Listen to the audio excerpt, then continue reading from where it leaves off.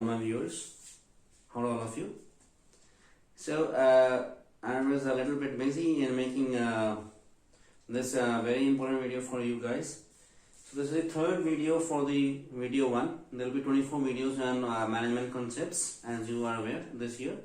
Starting January, we already in the first video have put in 2 videos on management and its functions, and the second was changing businesses by 2030. Now this is the third one, which is using these management functions to the best to increase your business. Now post COVID, I'm sure how important it is to increase your business is very important, not only post COVID but it was always the case. So this this particular video is very important, so listen to it carefully, and a lot of hard work has gone in making this video, so that many of my viewers can get the maximum benefit out of it. So you just have to click you just have to subscribe.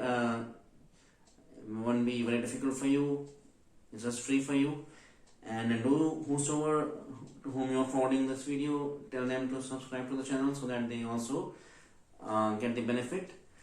And for this video, and there will be many more videos which will be coming by, you can click the bell icon so that you don't miss the upcoming videos as well, which will be throughout this year.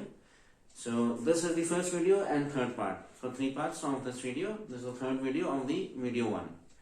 Now also I'm happy to announce that we are entering into management consultancy as well. You can simply put in your business proposal, business inquiry, your specific issue of your business onto the email mentioned in the descriptive link. So we're gonna be having a 2-step approach. Either you could be a business outside Delhi NCR. In that case, we would just send you the business plan to increase your business next 3 days onto the email you have given to us. And the second approach is that we can visit your premises, which will be for a day. So the cost will be a little higher if you visit your premises to know your business needs in a much better way. However, that approach is only for Delhi NCR companies. So for any other company outside Delhi and NCR, we can give you the business plan next 3 days onto your email, and you can just put your business inquiry onto our email in the descriptive link which is mentioned there next to the video. And from there we're gonna be telling you the business plan. So for that we may call you if we need to know something more, right? So that's the simple approach, a 3-step approach. Either you are business outside Delhi NCR or your business inside Delhi NCR. If you are inside Delhi NCR, you send us the business inquiry. For each business inquiry, we will either send you the result, the business plan next 3 days onto your email. So that's the second part. For companies outside Delhi NCR, we will do this. For companies inside Delhi NCR, if you feel that we need to visit you, we can visit you for a day and then give you the same plan next 3 days. So that's how it is, right? So prices will be mentioned in the descriptive link for you. Now I just move to this video. So we first discuss planning. So planning, there are 2 questions. So there are 6 points in this planning. I'll tell you how. First is mission and vision. So mission is short-term objectives that are being met or undertaken, which is for 3 months, are in alignment with the long-term vision. So long-term vision is always long-term. It's already decided by the company, by the top management, that this is our vision. In the long term, we need to achieve this. And short-term objectives are basically that vision broken into fragments, which means that it should always be aligned with the vision. So your mission, which is say for 3 months, should not be something which you're doing which is against or which is not standing very strong with the vision of the company. So it is always to be aligned. This seems to be very not very important point, but it is. When you do planning or you do launch a product, your vision and mission should be supporting each other, right? Then finance available and sources of procurement. So finance, you may have finance already available, or maybe you have a shortage, so you need to procure as well. It could be from MPs, it could be from your cash in bank, FDs. It could be from IPOs, which is the venture capital part. So initial public offerings. So all these things are there to procure the finance from the market or from bank or FDs and all. So other than this, there is a term called NPV, net present value, which means if you undertake any project, how will that project give you results financially in the market. So this is the capital budgeting decision. Actually, this also should be taken nowadays in modern times as a part of planning. So if your new product or a project, whether you are a small firm or you are a new firm, if your NPV is negative, right, then you may not take the project. If the NPV, which is net present value of the project, is 0, then you have to decide whether you have to take it or not. So that is your decision. Otherwise, if the NPV is positive, then you should take the project. Right, that's one thing here. This also further means that you will need to prioritize your objectives will be important. So when you keep these things in mind, the capital budgeting decision of NPV, you keep this in mind, then you will prioritize your objectives, and you may then in any situation may have to hire or purchase, make or buy. Whether if you don't want to make it, you have to buy it from outside, or you may outsource it. Cannot be ruled out, right?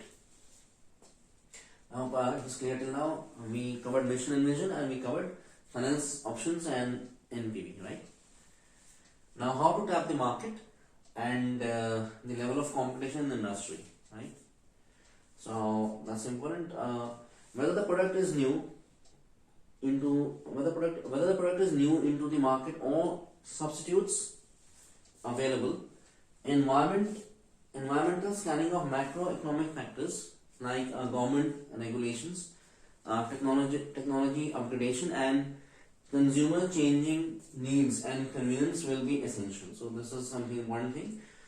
Macroeconomic factors, government regulations, technology upgradation. What is the level of technology which is accepted in the market?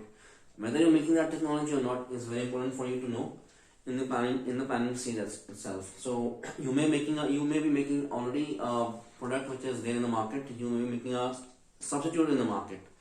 So a substitute is a similar product. So again, you can't make a substandard product in the market, right? So market will not accept it. Consumers will not accept it. Or if they accept it, then the price has to be very much sensitive to the customer. So if you want to give a lesser quality product, substantial product, and then you price it high, then it might be not very responsive to the market. So government regulations, technology upgradation, maybe you are giving a superior product as well. So that all these things have to be thought beforehand, and consumer changing needs and convenience will be essential, which means customer wants the best.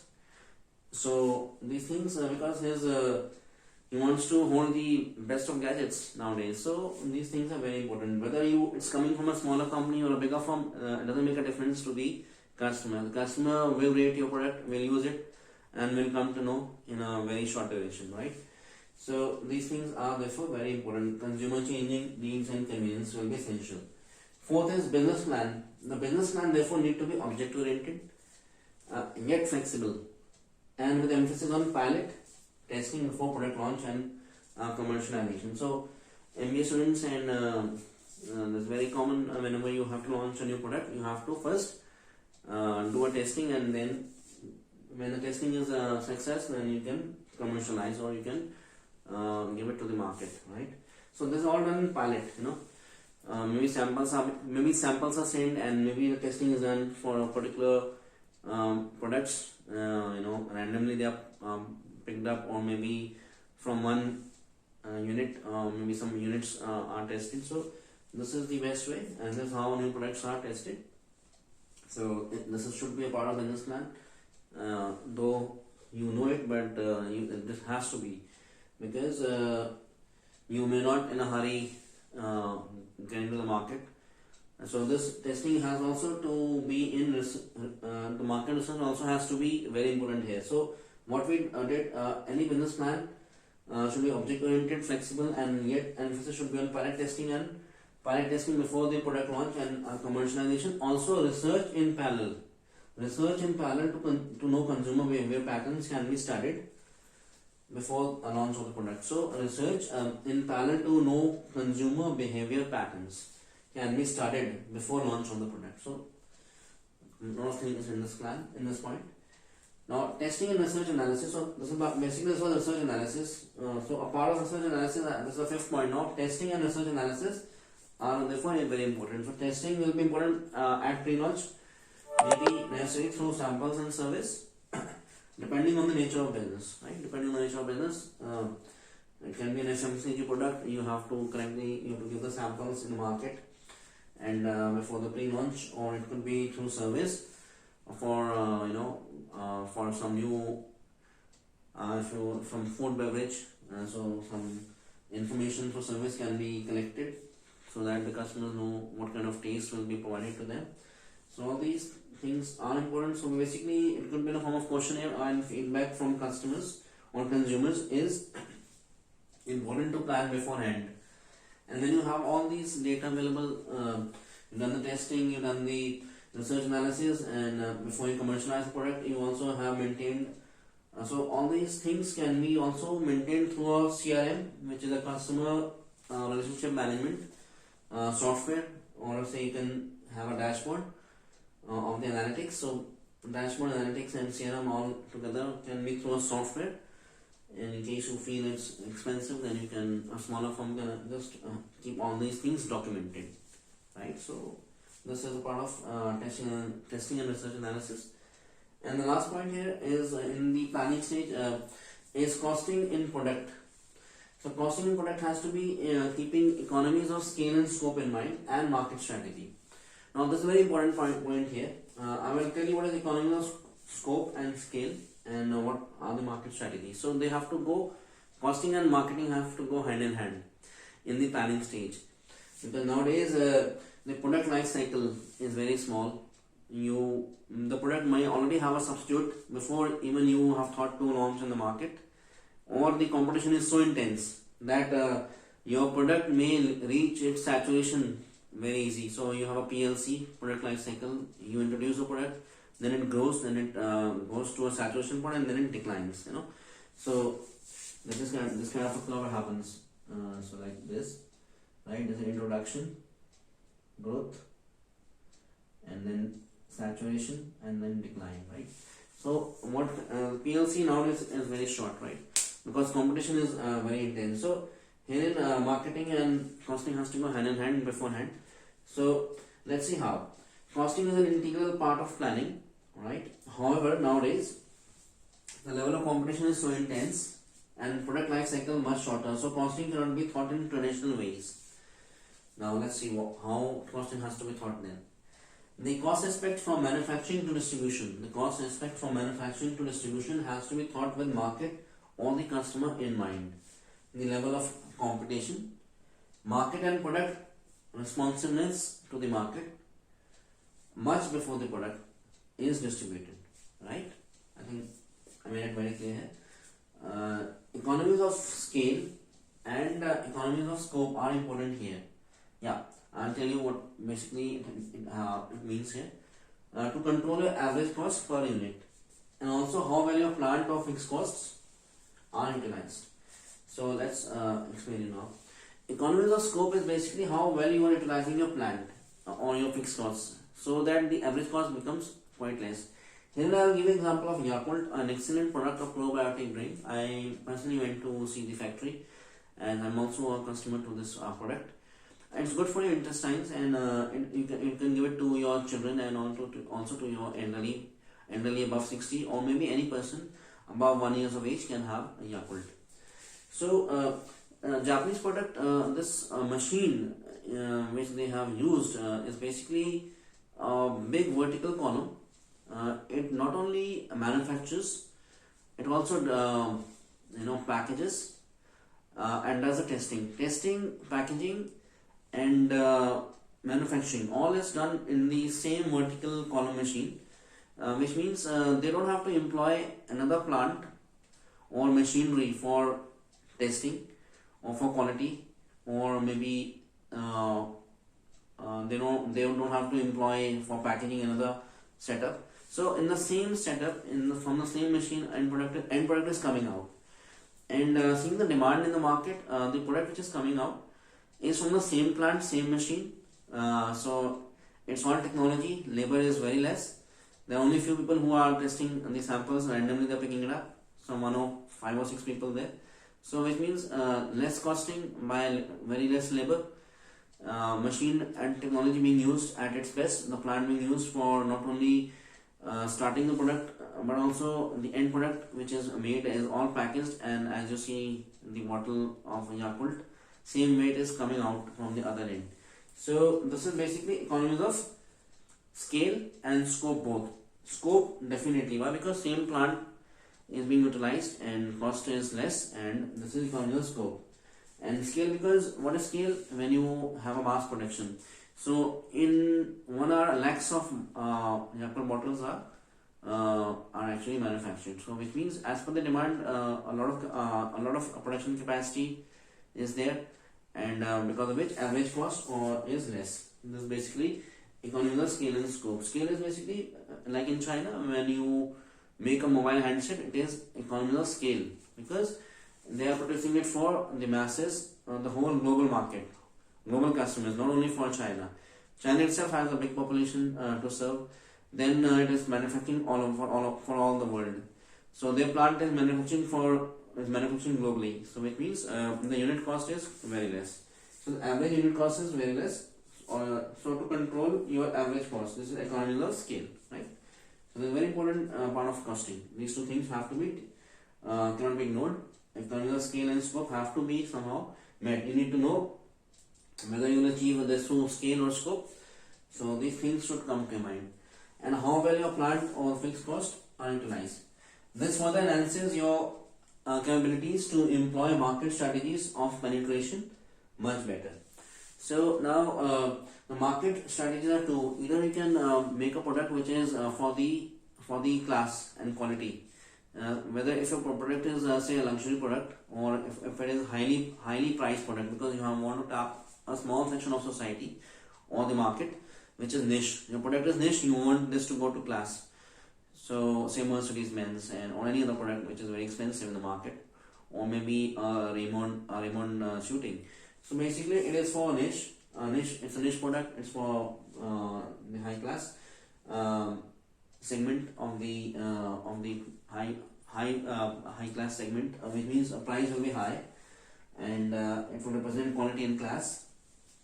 Or you want to tap a bigger market and penetrate deeper. So in case this is one thing, this is market skimming. Other strategy is market penetration. If you want to tap a bigger market, and which means the price will go low, and it may be a substandard product or maybe a standard product only, and may not be a very good in quality in class. So then that will be a market penetration strategy. It can also be an excellent case of Tide. You know the detergent Tide. So this is an excellent case of product, fabulous product, a very good product in the market.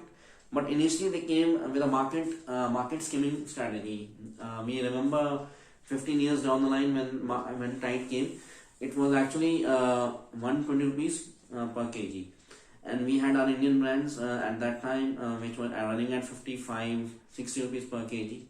So it was not a big success initially. And 6 months it struggled. People didn't accept Tide, with that open arms, because in a price sensitive economy like India, 120 rupees per kg was very high, even at that time, 20 years down the line. So what happened? They were very flexible in their approach. They trimmed the prices, and price at last they kept on trimming it so that the acceptability increases. So at the time when it came down to 60 rupees per kg, it was so well accepted in the market all across. So basically they did from skimming to market penetration. So Tide kept on going deeper and deeper. Tide believed that the product is so good, it will do well. But just because the price was not very good for an economy like India, so it was not flourishing well initially. And then rest is history. Prices came down, was slashed down to 6 rupees per kg, and it was in a few months, another 1 or 2 months from that price, it was all across India. and tide is still in every household. So basically, market strategies and costing through economies of scale, scope, and market strategies have to be thought in together. And this is all which was part of costing here. So herein I mentioned all that. Market studies of penetration much better. Does your product is niche, so you do market skimming. Clean customer is your target market. Prices are high, represent quality in class. Only want to tap a bigger market and penetrate deeper. Market penetration strategies, right? Example is Tide is a perfect example of market skimming to market penetration. So this is how they change their marketing style. And now it's history. Another example is Yakult. I told you for economies of scale and scope for Yakult. Yakult is a perfect example where economies of scale and scope both are being utilized. Same plant is being utilized to not only manufacture to achieve an economies of scale. So same manufacturing unit is being utilized to achieve economies of scale. Unit production is in lakhs in 1 hour. So they achieve the economies of scale, and then also same plant is not only making the product starting from the start.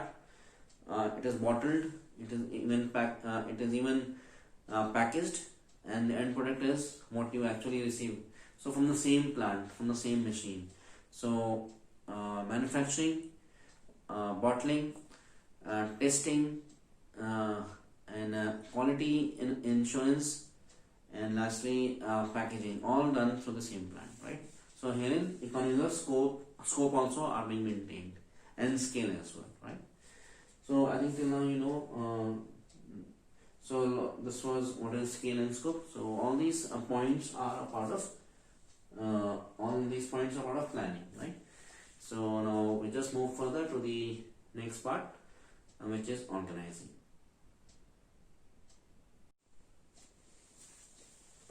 So viewers, we now move further to organizing.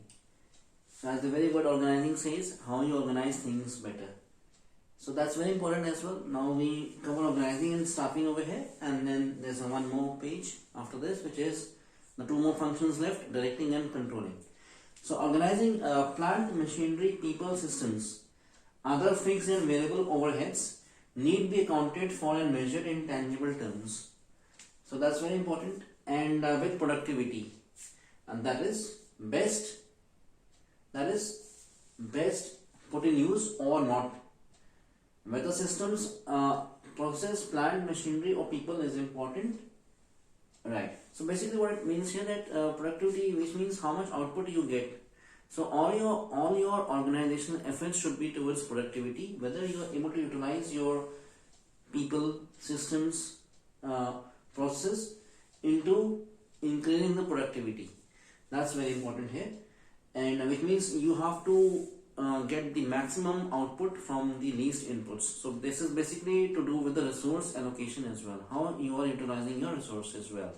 Suppose you study for one student studies for 2 hours and he gives the output for 4 hours, and there is one student who studies for 4 hours but his output is only for 2 hours. So that's how you need to understand and this concept. So which means right person, not only right person for the right job, also need to allocate the right resources and systems for him as well, so that he can be productive, and his training also is very important here. So here putting in use or not, whether the right systems are given to him or not, whether the systems, process, plant, machinery, or people is important, the result has to be cost effective, right? So that this has to be cost effective result, faster response times, and faster response times means the system should have a contingency plan as an alternate if one thing fails. Okay, that's very important here. See, nowadays we talk about 6 Sigma, 5 Sigma, 4 Sigma. I mean to say quality. So things have to be lean and mean. Mean means faster response times. Suppose you're working on this thing and it fails, then the customer will not wait for you. You should have a backup plan. So backup plan can be in backup teams in IT, or it can be leadership styles as well. You need to be flexible enough to comprehend and make changes. So which means here we talk about cost effectiveness, we talk about faster response times, which means system should have a contingency plan. Now, so if one thing fails, then how will the organization organize things better? So I was mentioning to you, backup teams in IT leadership styles should be flexible and cross-functional teams. So there should be a cross-functional team wherein different people efficient from all departments should be working as teams, small teams, in case some contingency happens, right? Including running cross-functional teams running, including efficient leave management systems, payroll and compensation benefits, and ensuring a work-life balance maintained and work not compromised. So when you have these things, staff is motivated.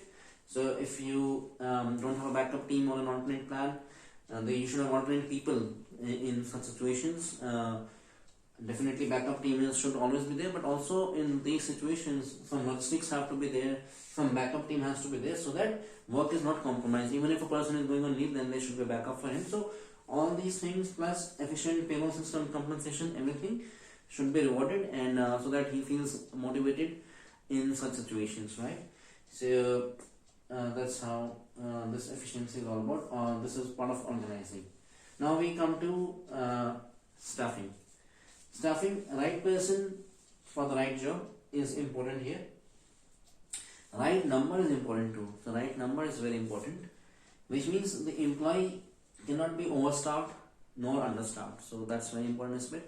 You cannot you need a big task to be done and you have very less staff, which means the staff is not motivated, he is tired, and he may take more leaves. So basically that's cost to the company, and also employee is not able to deliver, or he is not productive enough, right?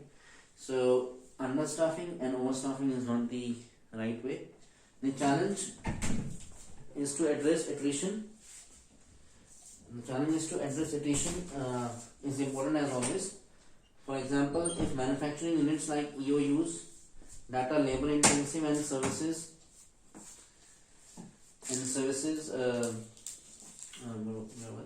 for example, in manufacturing units like EOUs that are labor intensive and services like IT and ITS. So we have some units like export oriented units which have a lot of labor employed, and service sectors like IT and ITS. So like contact centers, there are ITS. So there are a lot of labor over here. So what happens? And there's another company called company motor vehicles like Toyota and all. They also have these manufacturing setup also is labor intensive. Now here we are trying to address attrition. Never this has been addressed in this way. So this is one aspect which Scoremore is providing you, how you can address attrition, right?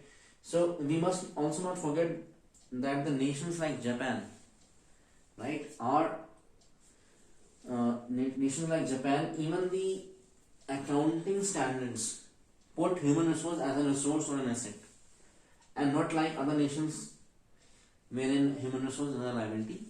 So herein don't take it in the literal sense. Liability here is in the accounting standard. In the accounting standard, human labor is put in the liabilities in many countries, excluding Japan. So this is the accounting standard. When labor is, so what happens here? Labor is a cost to the company. However, other than the accounting standards, it is the ideology and the attitude that is being talked about here. So why I came with this idea? Because we are dealing staffing now and attrition.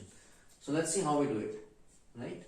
So when labor is thought as tangible, in tangible terms, how productive he was this year, his achievements, rewarded and compensation increased, will give big results because he will be more motivated now. This is one aspect of answering attrition, right? So your compensation policies and he being regarded as a asset and utilized under all circumstances is actually answering attrition.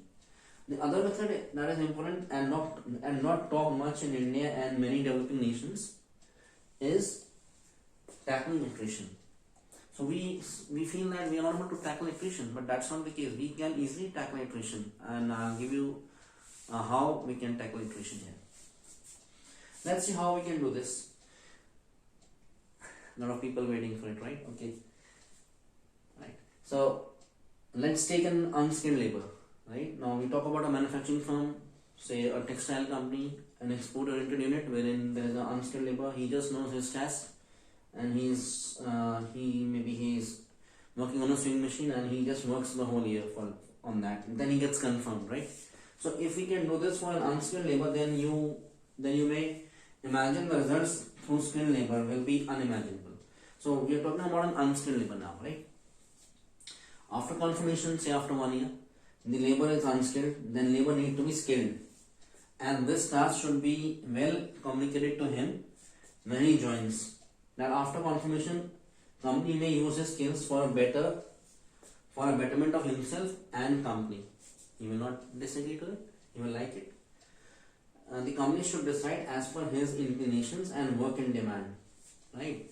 So he should be given options. He should be given option to choose the best he can deliver, right? And where job rotation each month, annually after confirmation. So he should be given an option. He's unskilled. That okay, these are the areas we have. In which area you can work in these areas, but we'll skill you every month on a new skill after 1 year.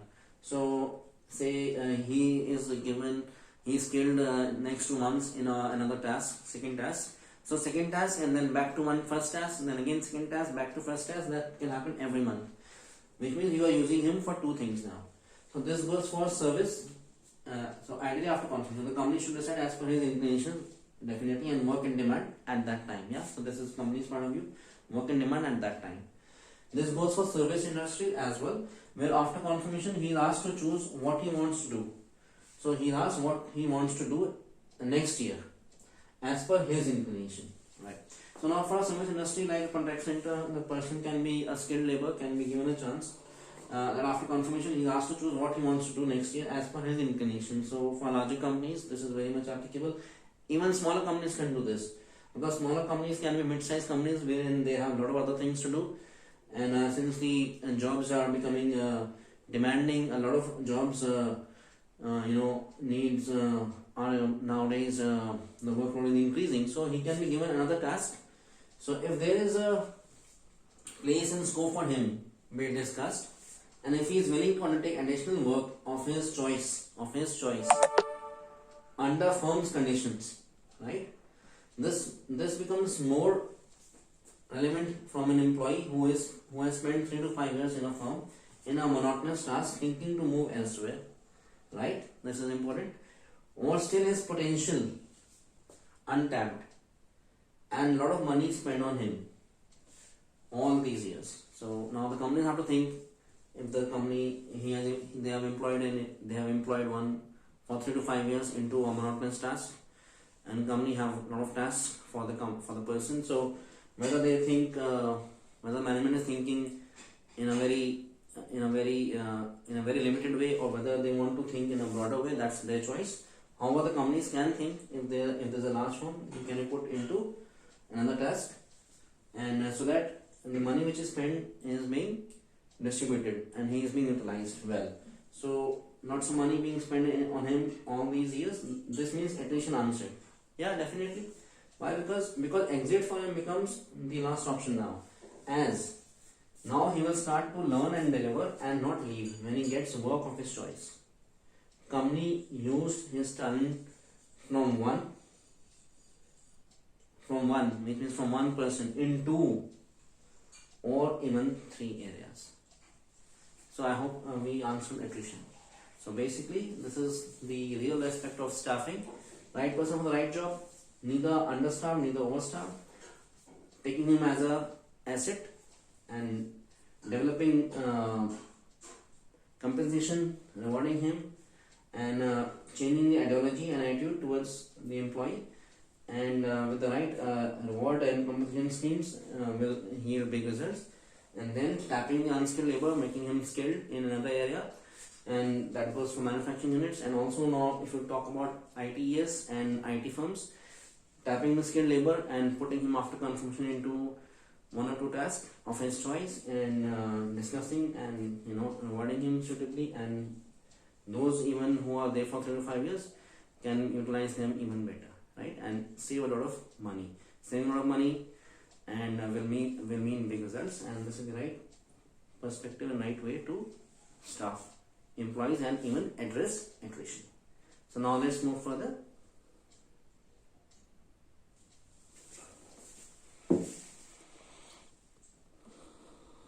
This topic, management at its best to increase the business. So management functions at the best. Now we have directing and controlling. So basically directing, we start with here. Managers have to be leaders as well. So this is a saying, and we'll see how important it is. Practically I'll explain you here. Action speaks louder than words. All right. This leading, the leading has to be through examples. So managers, if and should be able to put their best forward in engaging a few hours each week by working at grassroots levels will be important in both service and manufacturing industries. So what exactly this means is that grassroots level is not that if you are into a courier firm they will start delivering courier. It is at the grassroots level wherein there is a big difference to the company. In case there is an executive who is interacting with the customers, so that is at the grassroots level. So managers at each week or how the company feels best have to work at the grassroots level wherein they are interacting with the customers, right? So because customer is the king nowadays, and customer metrics have to be maintained by any means. And as an executive is in the front line with the customers, same way managers in between have to come and do this, and they have to lead by examples. So this means managers have to be multi-skilled, not only in roles and responsibilities but in their undertaking and delivery of tasks as well. They need to be rewarded and suitably compensated in areas of high performance metrics, and so can lead by examples well and called upon as examples to follow, right? So it is similar in homes too. When your kids follow you in life, not merely by instructions you have been giving them or telling them what you want them to do, but they doing nothing on it. Yeah, that happens.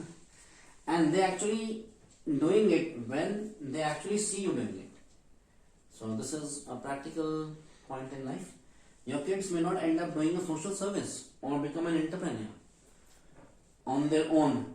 Rather, they would certainly do it in their lifetime if they saw their father leave a job to become one, or if they saw their father doing a social service with their job. So these things are important. Hope you got the answer, right? So this goes in life as well. So why not in firms? So a manager has to be a leader. A manager has to be a leader as well. Managers, they already are. So I hope you got this point for directing, right? And this all ensures business performance. Now controlling, this is an important task for business performance. The mechanism has to be at all levels and for all, including people, processes, systems, technology, equipment, accounting and objectives. So accounting here means costing, profits, accounting standards maintained for auditing and reporting. So that's important here. Further, the bridge between the plan and actual. So basically controlling is to bridge the gap between the plan and the actual is through controlling. So has to be sound, robust and continuous. Now continuous is very important here. The PDCA, this is the PDCA is the plan, do, check, act approach.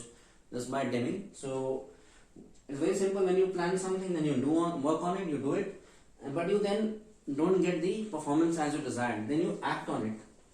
Then you check it. Then you measure or check what is the variation, and then you again after correcting act on it. So this again there will be some deviation. Again you will do and check again. So PDCA is a continuous approach. Therefore, as when we check, we control our do. So we do this. When we plan, we do. We then through checking we will control our do. to meet the standards and reduce variation, and therefore act again. Is the correction approach? Right? Is the correction approach too? This is the correction approach as well. This would mean a strategic decision making whether to continue with the product or replace it by another, or outsource the process to another if can be done efficiently elsewhere, right?